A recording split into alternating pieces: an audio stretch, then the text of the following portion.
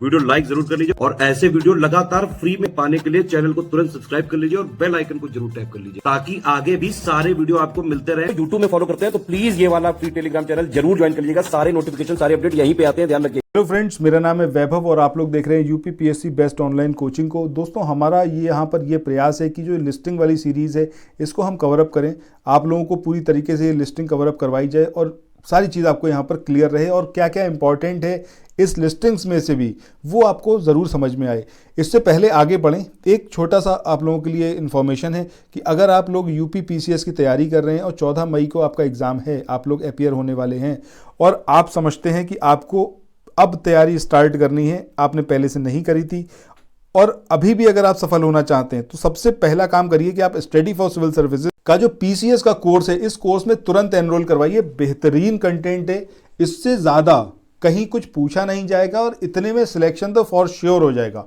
अभी तक का जो इतिहास है यूपी पीसीएस और स्टडी फॉर सिविल सर्विसेज का उठाकर देख लीजिए, सबसे ज़्यादा सिलेक्शन पूरे यूपी में अगर कोई देता है तो वो है स्टडी फॉर सिविल सर्विसेज, क्योंकि यहाँ पर वो कंटेंट आपको प्रोवाइड कराया जाता है जहाँ से डायरेक्टली क्वेश्चंस आते हैं और इससे रिलेटेड वीडियोज़ आप मेन चैनल पर देख सकते हैं, आपको सब समझ में आ जाएगा। सो मेरा यहाँ पर कहना सिर्फ ये है कि अगर आप लोग सीरियस एस्पिरेंट हैं और आप चाहते हैं परीक्षा में सफल होना तो तुरंत जो है आप इस कोर्स में एनरोल करवाइए।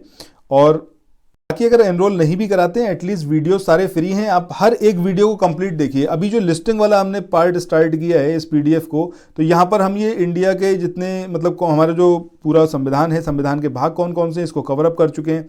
इसके अलावा ये जो आर्टिकल्स वाला सेक्शन है इसको स्टार्ट किया गया है और अभी तक हम लोग जो कवर अप कर चुके हैं, भारत के राष्ट्रपति उपराष्ट्रपति हो चुका है, केंद्रीय मंत्रिपरिषद हो गया है, संसद से रिलेटेड आर्टिकल्स यहाँ पर हो चुके हैं, उच्चतम न्यायालय से रिलेटेड आर्टिकल्स हो चुके हैं। आज जो हम देखेंगे वो है आपका भारत का नियंत्रक और महालेखा परीक्षक, यानी कि हम चल रहे हैं आर्टिकल 148 पर और इसी आर्टिकल में दिया हुआ है भारत का नियंत्रक महालेखा परीक्षक होगा। ठीक है, तो ये बहुत इंपॉर्टेंट आर्टिकल है, आर्टिकल 148 पूछा गया है सेवरल टाइम्स, याद रखिएगा। जो जो इंपॉर्टेंट आर्टिकल्स हैं मैं आपको बताता चलूँगा, उनको चाहे तो नोट डाउन करिए, चाहे तो ऐसे ही याद करिए, it's up to you. Article 149 की बात करें, नियंत्रक महालेखा परीक्षक के कर्तव्य और जो उसकी शक्तियां हैं वो दी हुई हैं। आर्टिकल 150 में संघ के और राज्यों के लेखों का प्रारूप और आर्टिकल 151 ये संपरीक्षा प्रतिवेदन। ठीक है, चलिए इसके बाद आगे हम चलते हैं नेक्स्ट जो सेक्शन है जिसमें हम राज्यपाल से रिलेटेड आर्टिकल्स को कवर अप करेंगे। तो यहाँ पर जो राज्यपाल से रिलेटेड आर्टिकल है, सबसे पहला आर्टिकल ये आपको ज़रूर पता होना चाहिए, आर्टिकल 152 जिसमें एक डेफिनेशन दी हुई है। इसके बाद आर्टिकल 153 में बताया गया है कि राज्यों के राज्यपाल होंगे। आर्टिकल 154 में बताया गया है कि राज्यों की जो कार्यपालिका शक्ति है वो राज्यपाल में निहित रहेगी। आर्टिकल 155 राज्यपाल की नियुक्ति कौन करेगा। आर्टिकल 156, देखिए सारे आर्टिकल्स इंपॉर्टेंट हैं राज्यपाल से रिलेटेड, ये सारे के सारे आप याद रखिएगा, एक बार एक क्रम में जब इसको देखेंगे तो आपको सारी चीज़ें याद हो जाएंगी। 157 की बात करें, राज्यपाल नियुक्त होने के लिए अर्हता यानी कि एलिजिबिलिटी क्या है। आर्टिकल 158 राज्यपाल के पद के लिए शर्तें क्या क्या हैं और आर्टिकल 159 राज्यपाल द्वारा शपथ या प्रतिज्ञान। तो ये सारे आर्टिकल्स हैं राज्यपाल से रिलेटेड। इसके बाद चलते हैं आर्टिकल 160 पे, इसमें राज्यपाल के बारे में क्या दिया हुआ है कि कुछ आकस्मिकताओं यानी कि इमरजेंसीज में राज्यपाल के कर्तव्यों का निर्वहन। आर्टिकल 161 इसमें क्षमा आदि की और कुछ मामलों में दंडादेश के निलंबन, परिहार और लघुकरण की राज्यपाल की शक्ति, ये बहुत इंपॉर्टेंट है। आर्टिकल 161 ज़रूर इसको याद रखें, पूछा गया है ये। आर्टिकल 162 में राज्य की कार्यपालिका शक्ति का विस्तार बताया गया है। आर्टिकल 163 की बात करें तो राज्यपाल को सहायता और सलाह देने के लिए एक मंत्रिपरिषद होगी, इसके बारे में वर्णन किया गया है। आर्टिकल 164 की बात करें तो मंत्रियों के बारे में अन्य उपबंध दिए गए हैं। आर्टिकल 165 की बात करें तो राज्य का महाअधिवक्ता, ये जो हम आर्टिकल स्टार्ट कर रहे हैं ये आर्टिकल किससे रिलेटेड है, ये राज्य मंत्रिपरिषद और महाधिवक्ता यानी कि एडवोकेट जनरल के बारे में है। तो एडवोकेट जनरल का ये जो आर्टिकल है आर्टिकल 165, ये काफ़ी इंपॉर्टेंट है, इसको आपको याद रखना है। इसके बाद अगले हम आर्टिकल की बात करें 166 की, तो इसमें राज्य की सरकार के कार्य का संचालन। आर्टिकल 167 की बात करें तो राज्यपाल को जानकारी देने आदि के संबंध में मुख्यमंत्री के कर्तव्य। This article is also very important, इसको भी आप याद रखें। इसके बाद आगे मूव ऑन करते हैं। अब यहाँ राज्य का जो विधानमंडल है उससे रिलेटेड आर्टिकल्स गिवन हैं। सो एक एक करके इन सारे आर्टिकल्स को देखते हैं। सबसे पहला आर्टिकल 168 जिसमें राज्यों के विधानमंडलों के गठन के बारे में प्रावधान है।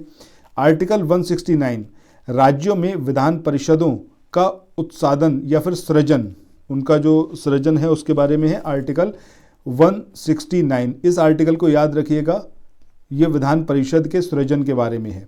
इसके बाद आर्टिकल 170 के बारे में बात करें तो विधान सभाओं की संरचना के बारे में है। आर्टिकल 171 ये विधान परिषदों की संरचना के बारे में है। तो ये दोनों कंपोजिशन के बारे में है, विधानसभा और विधान परिषद की, ये भी इंपॉर्टेंट आर्टिकल्स हैं 170 और 171।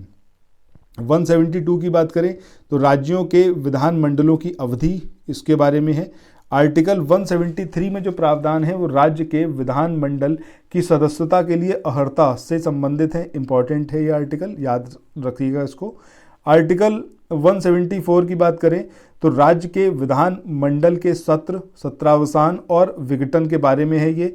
This is also important article.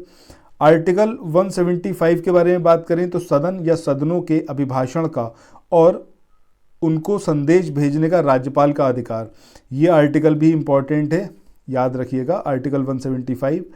Article 176 की बात करें तो राज्यपाल का विशेष अभिभाषण, this article is also important, इसको भी आप याद रखें। इसके बाद नेक्स्ट आर्टिकल की बात करें 177 की, तो सदनों के बारे में मंत्रियों और महाधिवक्ता के जो अधिकार हैं उससे रिलेटेड है।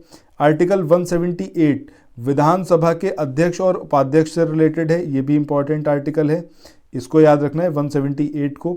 179 की बात करें तो अध्यक्ष और उपाध्यक्ष का पद रिक्त होना, पद त्याग और पद से हटाया जाना, चाहे तो इसको भी आप याद रख सकते हैं, इंपॉर्टेंट आर्टिकल है।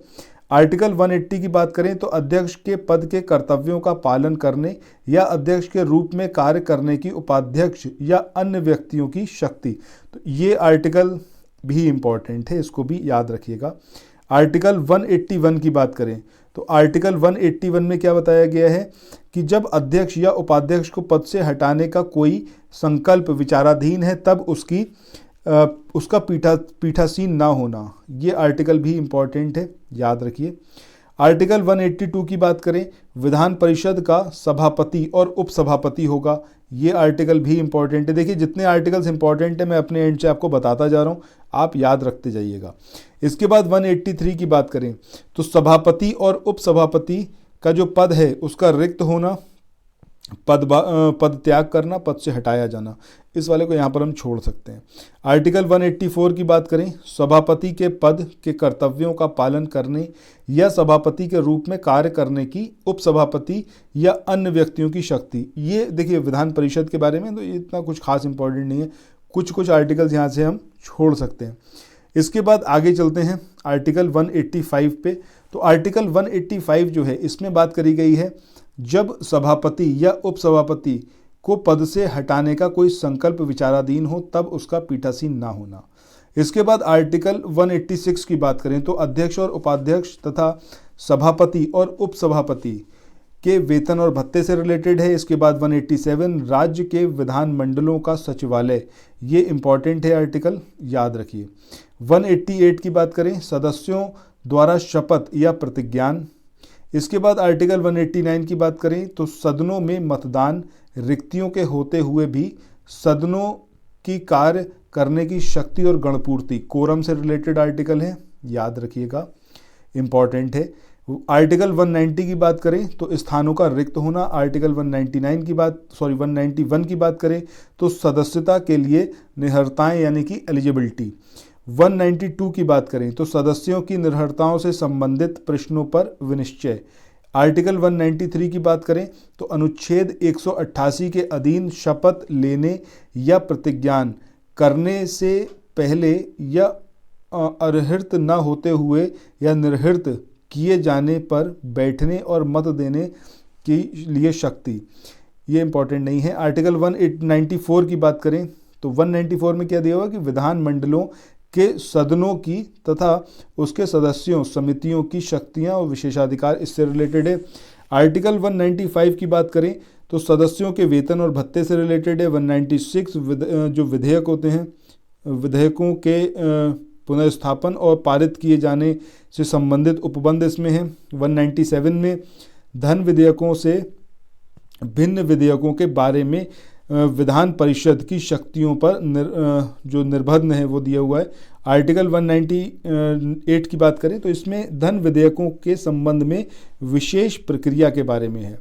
इसके बाद 199 की बात करें तो धन विधेयक की परिभाषा, ये इंपॉर्टेंट आर्टिकल है, मनी बिल से रिलेटेड, इसको याद रखिए। और 200 की बात करें तो विधेयकों पर अनुमति। तो आज के इस वाले वीडियो में हम 200 नंबर के आर्टिकल पर छोड़ रहे हैं इस वाले वीडियो को। इसके बाद जो नेक्स्ट वीडियो आएगा उसमें हम आगे स्टार्ट करेंगे 200 से आगे वाले जो आर्टिकल्स हैं। सो अगर आप लोग पहली बार चैनल पर आए थे तो चैनल को भैया सब्सक्राइब ज़रूर करिए। इसके अलावा नोटिफिकेशन बेल के आइकन को ज़रूर प्रेस करिए ताकि अपकमिंग वीडियोस के नोटिफिकेशन आपको मिल पाए। साथ ही जो भी आपका सजेशन हो, फीडबैक हो, कमेंट सेक्शन में ज़रूर बताइएगा। और इसके साथ ही इस वाले वीडियो को यहाँ पर एंड करते हैं, फिर मिलते हैं नेक्स्ट वीडियो में। Till then thank you so much, have a nice day, bye bye.